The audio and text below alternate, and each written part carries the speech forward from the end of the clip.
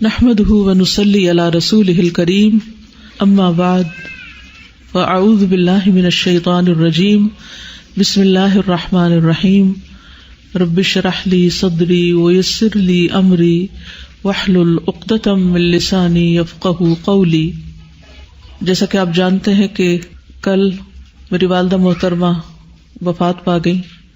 کسی کی بھی وفات انسان کو جہاں دکھی کرتی ہے، اس کی جدائی انسان کے لیے تکلیف دہ ہوتی ہے، اس انسان کے جانے کی کمی شدید محسوس ہوتی ہے، وہاں اپنی موت کا بھی خیال شدت سے آتا ہے۔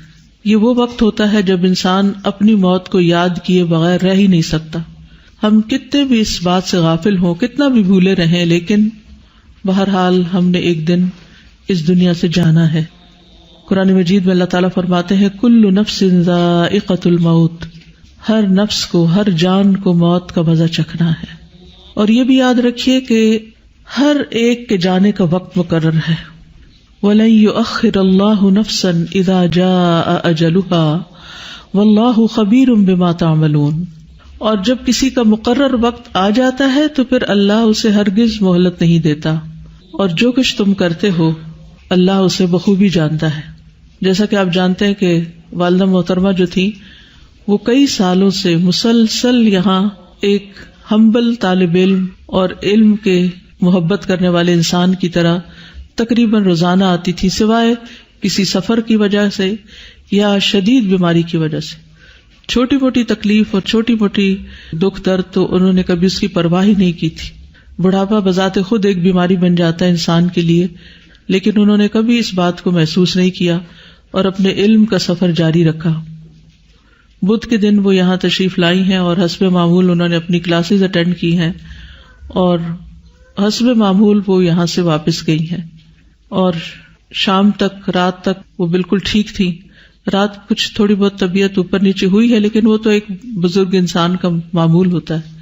اور صبح کے وقت ان کی طبیعت تھوڑی خراب ہوئی، اور ماشاءاللہ جیسے آپ جانتے ہیں تہجد گزار بھی تھیں اور اشراق کی نماز کی بھی بہت زیادہ پابندی کرتی تھی۔ تو ان کی پوتیاں جو تھی وہ اسکول جا رہی تھی تو ان کو کہتی ہیں جلدی جاؤ، تم لوگ دیر کر رہے ہو۔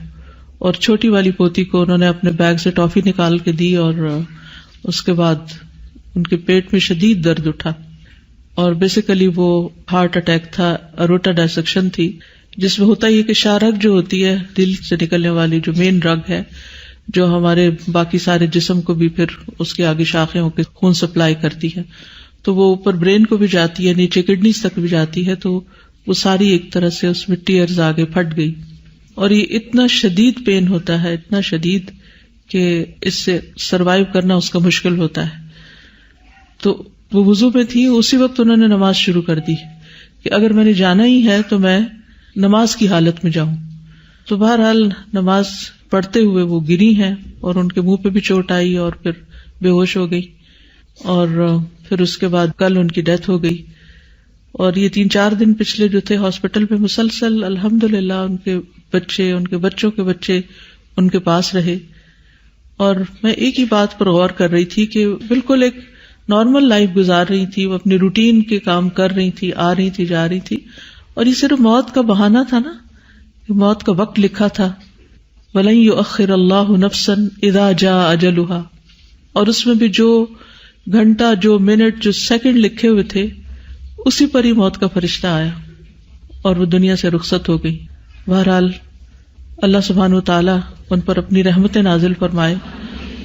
اس تکلیف میں، یعنی کہ اس اٹیک کے بعد، اسٹروک کے بعد مسلسل شدید تکلیف میں تھی، اور بیچ بیچ میں غنودگی آ جاتی تھی، لیکن یہ ہے کہ جب بھی ہوش آتا تھا، اور خصوصاً نمازوں کے اوقات میں، حیرت کی بات ہے جیسے تہجد کے وقت تو رسپونڈ کرنے لگتی تھی، ہاتھ اٹھانے لگتی، نمازوں کے اشارے کرنے لگتی، اور پھر یہ کہ ایک دن پہلے شام کے وقت ہاتھ اٹھایا اس طرح، یعنی پوری طرح ہوش میں بھی نہیں تھے، لیکن ہو سکتا ہے ہوش میں ہوتی ہوں، تو وہ ایسے ہمیں گلے ملی، یعنی ہم سب آگے آگے ہوئے، گلے ملی، سر پہ ہاتھ پھیرا، وہ یہ حسب معمول جو بہت ہی محبت کرنے والی اور ہر ایک کا احساس کرنے والی۔ تو ایسے دل میں تھوڑا سا خیال ہے کہ شاید یہ رخصتی کی ملاقات کر رہی ہیں، یا اللہ عالم، کیونکہ انسان غیب کا علم تو نہیں جانتا کہ کون سی چیز کس لیے ہو رہی ہے، لیکن انسان اندازے اور قیافے ہی کرتا ہے۔ بہرحال ان 3-4 دنوں کی جو تکلیف تھی وہ دیکھی نہیں جا رہی تھی.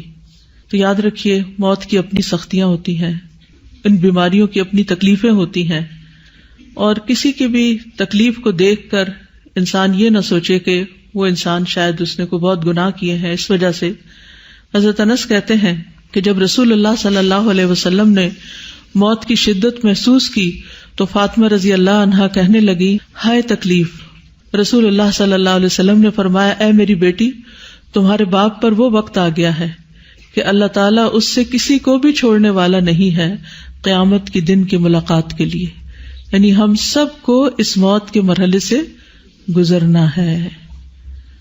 اس لیے ہم کچھ بھی کریں، کتنا بھی بھاگیں، کتنا بھی کسی چیز کو اگنور کریں، کتنا بھی موت کو بھلائیں، لیکن وہ تو سامنے کھڑی ہے، وہ تو چلتی ہوئی آ رہی ہے. اس نے تو آپ پکڑنا ہے. ایک دن جب وقت آ جائے گا، چاہے ہماری کیسی بھی مصروفیات ہوں اور کیسی بھی ہماری مشغولیات ہوں، ہم میں سے ہر ایک نے اللہ کی طرف لوٹنا ہے. قل ان الموت الذی تفرون منہ فانہ ملاقیکم ثم تردون الی عالم الغیب والشہادہ فینبئکم بما کنتم تعملون. کہہ دیجئے جس موت سے تم بھاگتے پھرتے ہو وہ تمہیں پہنچ کر ہی رہے گی، پھر تم چھپے کھلے کے جاننے والے کی طرف لوٹائے جاؤ گے اور وہ تمہیں تمہارے کیے ہوئے کام بتلا دے گا. یعنی جب ہم اللہ کے پاس واپس جائیں گے تو کیا بتایا جائے گا؟ یہ ہے تمہارا نامہ اعمال، یہ تم کر کے آئے ہو. تو ہم سب کو سوچنا چاہیے کہ ہم کیا لے کے جا رہے ہیں. رسول اللہ صلی اللہ علیہ وسلم نے فرمایا، تم جانتے ہو کہ ہمیں اللہ کی طرف لوٹنا ہے، تم جانتے ہو کہ ہمیں اللہ کی طرف لوٹنا ہے. اسی لیے ہم کیا کہتے ہیں کسی کی وفات کی خبر سن کر؟ انا للہ و انا الیہ راجعون. پھر جنت کی طرف یا جہنم کی طرف جانا ہے، اور وہ ایسی مستقل اقامت گاہ ہے کہ وہاں سے روانگی نہیں ہوگی، اس سے آگے کا کوئی سفر نہیں. وہ ایسی ہمیشگی ہے کہ جس میں موت نہیں آئے گی، اور وہاں ایسے جسم ہوں گے کہ جو مرنے والے نہیں ہوں گے، جن پر فنا نہیں ہوگی. اور یہ بھی یاد رکھیے کہ موت کی سختی ایک اٹل حقیقت ہے. قرآن مجید میں آتا ہے وَجَاءَتْ سَكْرَةُ الْمَوْتِ بِالْحَقِّ ذَلِكَ مَا كُنْتَ مِنْهُ تَحِيدُ. موت کی سختی حق لے کر آ پہنچی، یا حق کے ساتھ آ گئی. یہی ہے جس سے تو بھاگتا پھرتا تھا. یعنی انسان اس کو فیس نہیں کرنا چاہتا اور وہ سامنے آ جاتی ہے. رسول اللہ صلی اللہ علیہ وسلم کی وفات کے وقت آپ کے پاس ایک بڑا پانی کا پیالہ تھا جس میں آپ اپنا ہاتھ ڈالتے تھے اور پھر اس ہاتھ کو چہرے پر ملتے تھے اور فرماتے لا الہ الا اللہ، بلا شبہ موت میں تکلیف ہوتی ہے. پھر آپ اپنا ہاتھ اٹھا کر فرماتے پھر رفیق الاعلی، یہاں تک کہ آپ کی روح مبارک قبض کر لی گئی.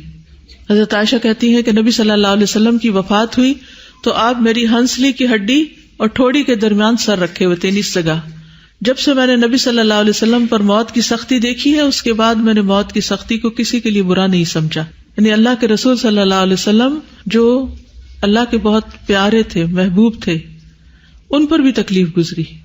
تو پھر ہم سب کو اپنے بارے میں سوچنا چاہیے کہ ہم اس کے لیے اللہ تعالیٰ سے کتنی دعائیں کریں، کتنی فریادیں کریں اور کتنی اس کی تیاری کریں.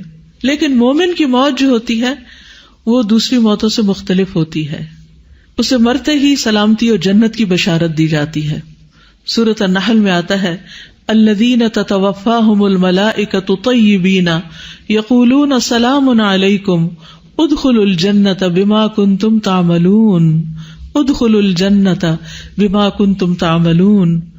وہ لوگ جو پاک سیرت ہوتے ہیں، فرشتے ان کی روح قبض کرنے آتے ہیں تو کہتے ہیں تم پر سلام ہو، جو اچھے عمل تم کرتے رہے اس کے صلے میں جنت میں داخل ہو جاؤ. اسی طرح یہ پکار آتی ہے یا ایتھا النفس المطمئنہ ارجعی الی ربک راضیۃ مرضیہ فادخلی فی عبادی وادخلی جنتی. اے نفس مطمئنہ، اپنے رب کی طرف لوٹ چل، تو اس سے راضی، وہ تجھ سے راضی، بس میرے خاص بندوں میں داخل ہو جاؤ اور میری جنت میں داخل ہو جاؤ. اور خصوصاً اگر انسان بہت نیک ہو تو اس کی رخصتی کا وقت ایسا ہوتا ہے فَأَمَّا إِن كَانَ مِنَ الْمُقَرَّبِينَ فَرَوْحٌ وَرَيْحَانٌ وَجَنَّةُ نَعِيمٍ وَأَمَّا إِن كَانَ مِنْ أَصْحَابِ الْيَمِينِ فَسَلَامٌ لَكَ مِنْ أَصْحَابِ الْيَمِينِ. بس اگر وہ مقربین میں سے ہے تو اس کے لیے راحت عمدہ رزق اور نعمت والی جنت ہے، لیکن اگر وہ دائیں ہاتھ والوں میں سے ہوا تو تجھ پر سلام ہو کہ تو دائیں ہاتھ والوں میں سے ہے، یعنی اس کو بھی فرشتے آ کر سلام کرتے ہیں۔